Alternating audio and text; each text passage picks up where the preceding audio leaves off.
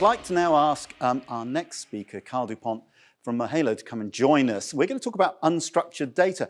This is one of the things that some of these tools are actually getting quite good at. We give them video, we give them narratives, we give them audio, we give them pictures, and we find meanings from that. So, Carl, if you wouldn't mind, brief introduction, and then, again, if you could set the scene for us, just spend a couple of minutes about talking about why is this such an important topic right now? Sure. So I'm Kyle DuPont. I'm the CEO of Ohalo and one of the founders. So nice to meet everybody here.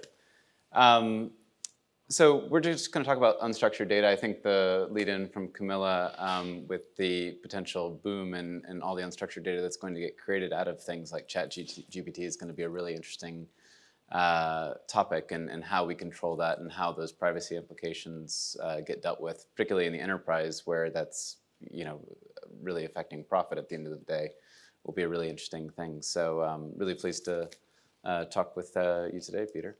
Great, lovely. Thank you very much, Carl. So I've got a couple of topics I'd like to talk about from you. By the way, as I said, I do learn a lot from doing this. So I find some of these questions fascinating. So unstructured data, we get more and more of it now. We're doing video conferencing. That wasn't such a big thing a few years ago. We're doing that with customers and with colleagues and with suppliers. We've got narratives and transcripts coming in. And I think there's been a mindset for many people about, let's just gather all this stuff, create a great big repository. We're going to talk about that in a moment. And there's meaning in there. Let's feed it all into ChatGPT and it will come up with new ideas.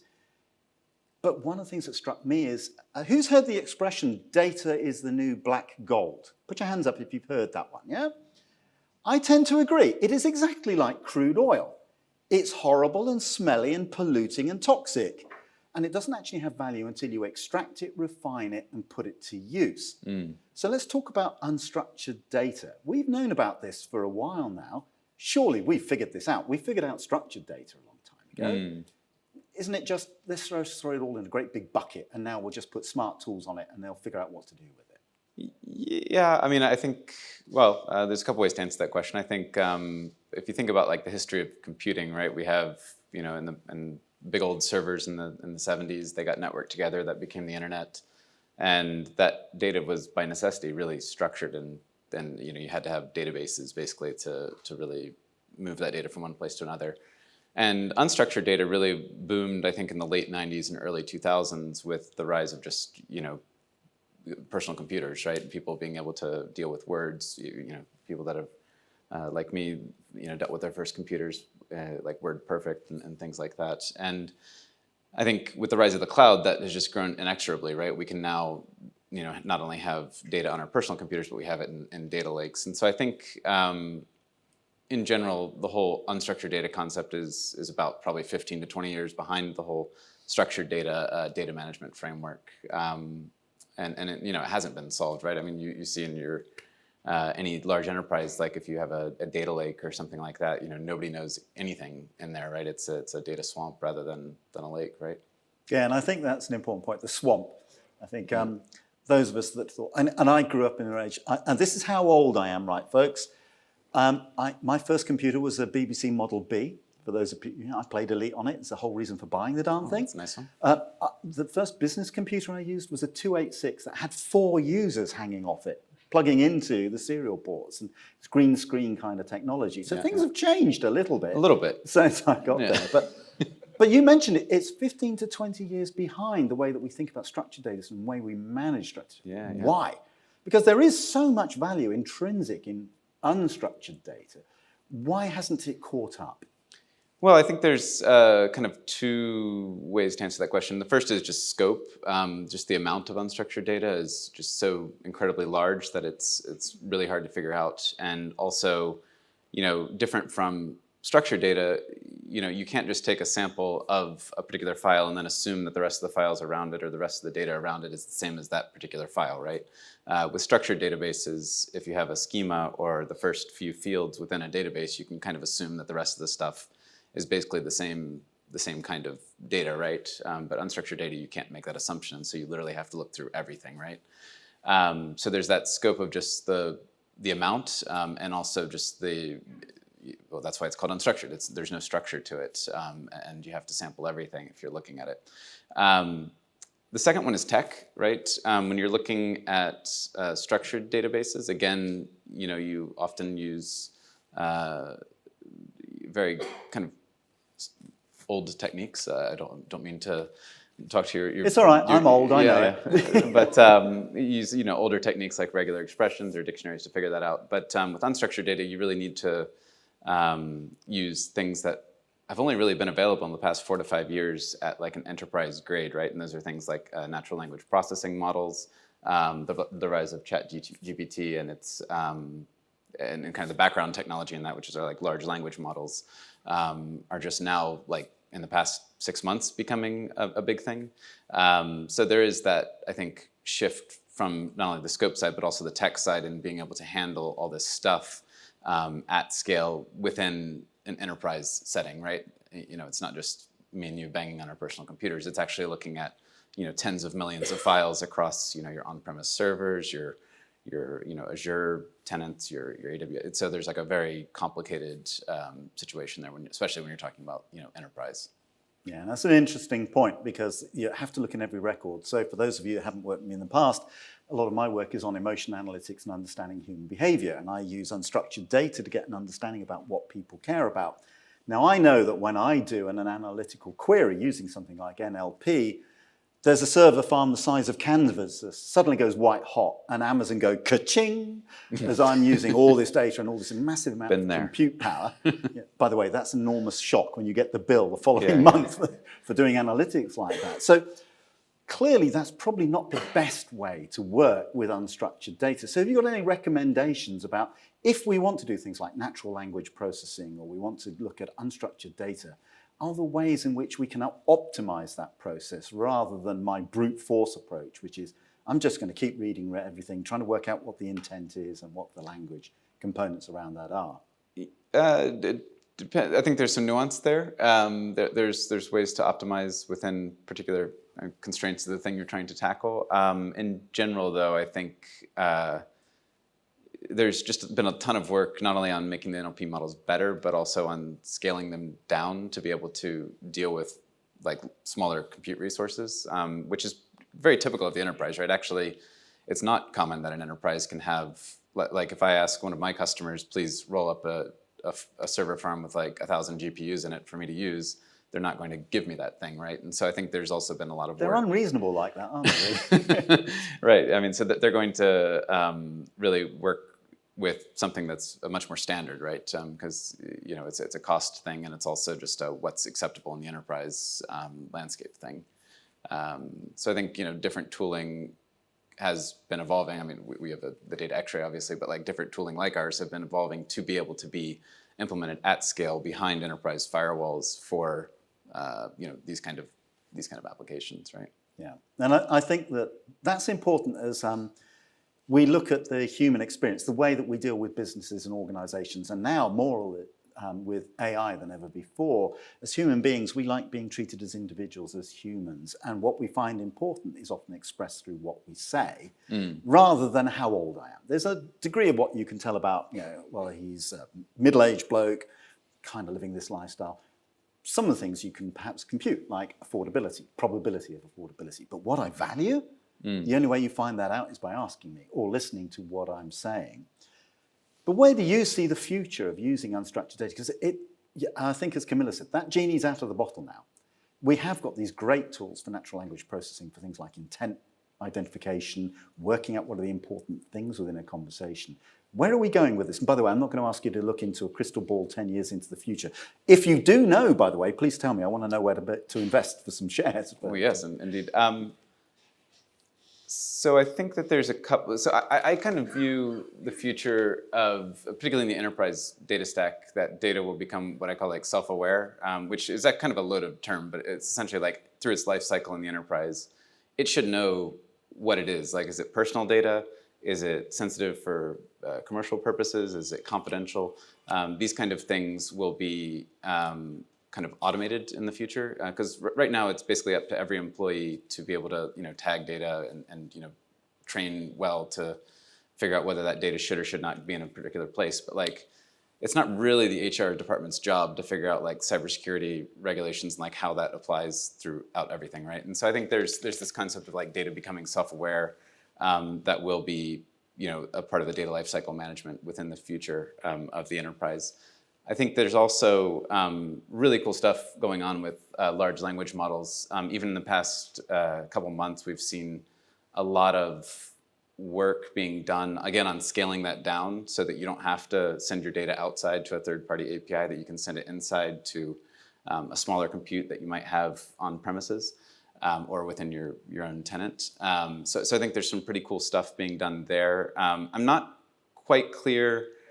There's actually a couple nuances within large language models that are interesting. The first is, I'm not quite clear whether it's just like a UX innovation. Like, is it actually just that everybody's going to have a chatbot that tells you like whether a particular piece of data is sensitive for whatever reason, or is it actually something more fundamental that it just provides a very high accuracy level for particular types of data that you're trying to identify, like if I'm trying to identify personal information or security information or something like that.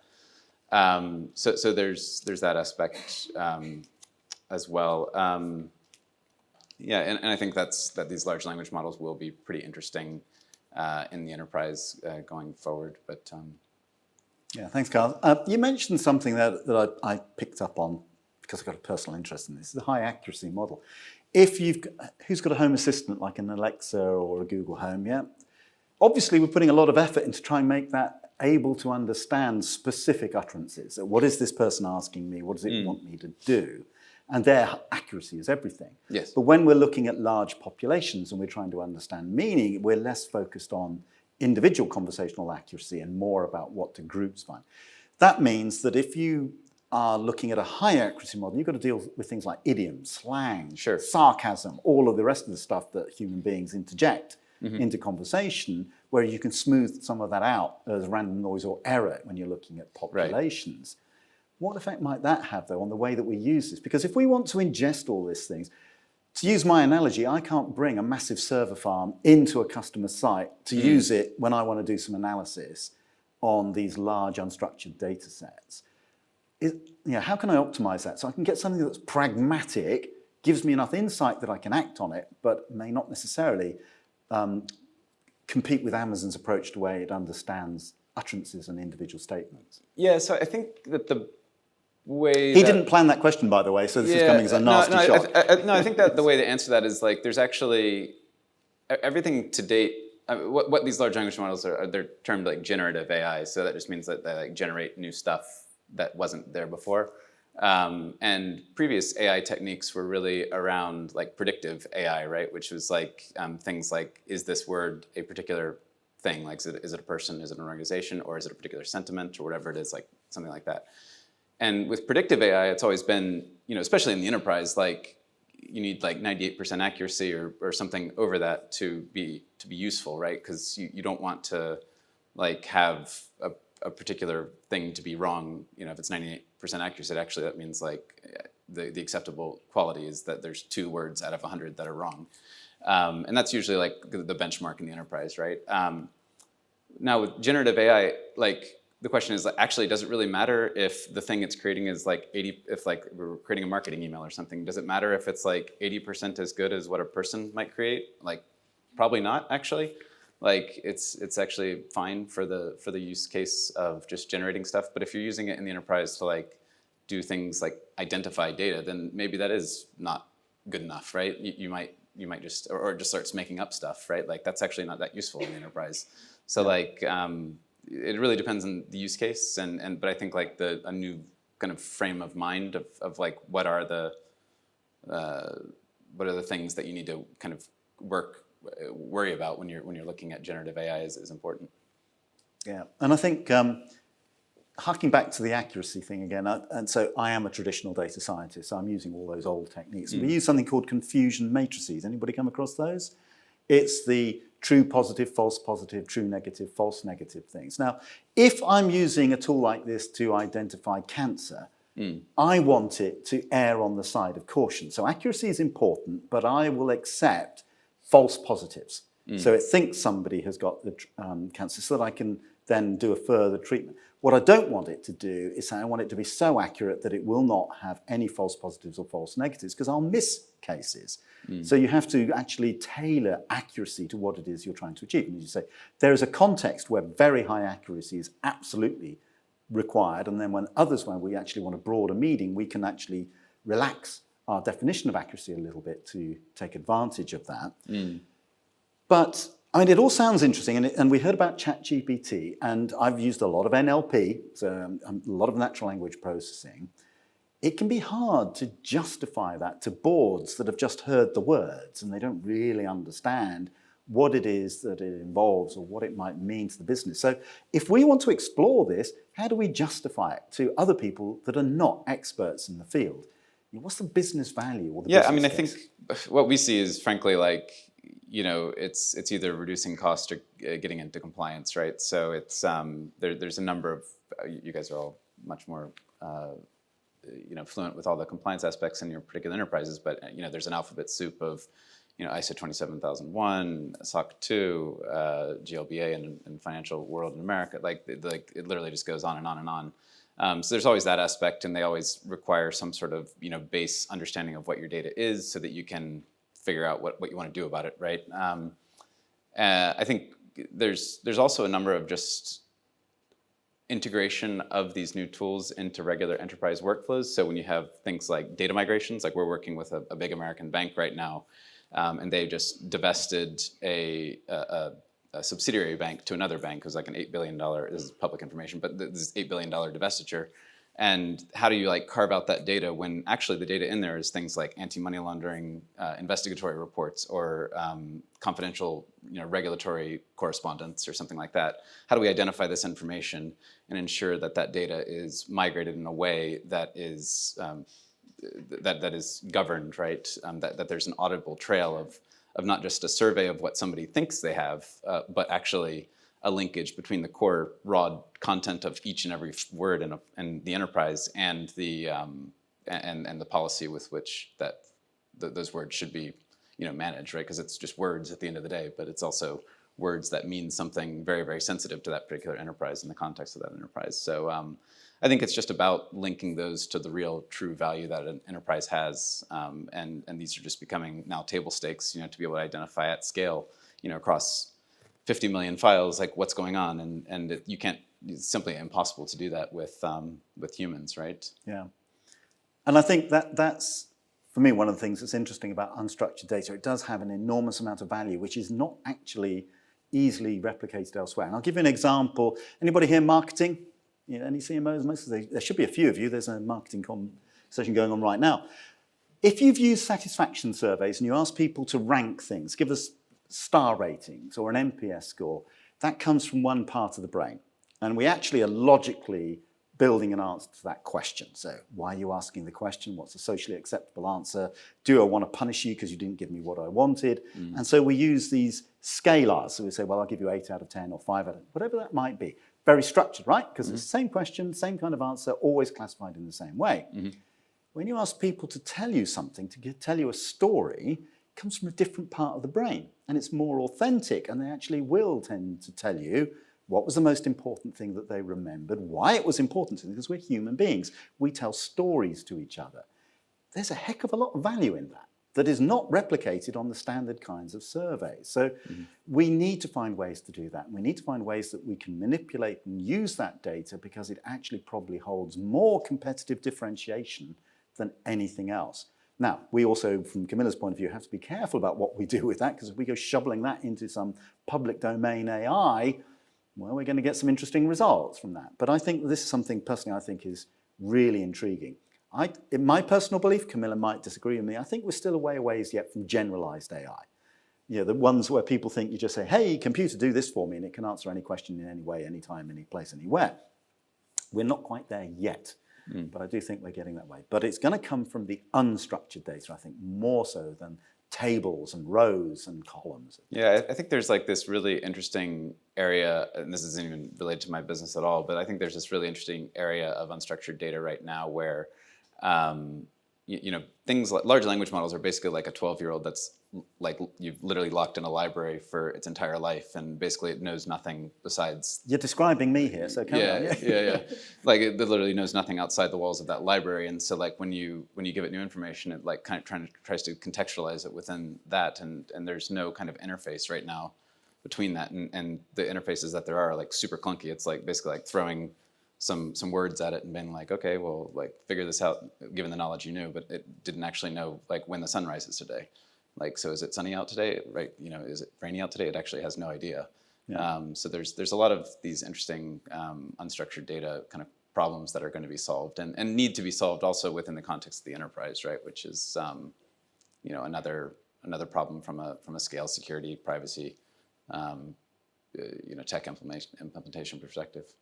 Yeah, and I think that ultimately is the end of the point. I mean, all of us experience the world through our senses, but also through our communications. Human beings are socially communicative. We talk to each other. We tell each other stories. The value's in the narrative. That's what appeals to people. You can show them a fact, and that's raw and abstract. But if you tell them a story, then they buy into that. Anyway, with that, I'm going to say thanks very much, Kyle. Great conversation. Please do, as with Camilla, find Kyle, ask him some questions when we're having the break. Find out some more about the work they're doing. This is an area that's going to become increasingly valuable to businesses because things like optimizing your operations, absolutely you have to do that, but that's table stakes. You and your competitors are all doing the same stuff, and you will all come to exactly the same conclusion. There's an irreducible core in operations. That's not what's going to set you apart in the mind of your customers, your suppliers, or your employees. It's the way that you do it. It's the way that you talk about that. It's the way that you make them feel valued and human and listened to. So anyway, please join me in thanking Carl. So thanks very much, Carl. That was great.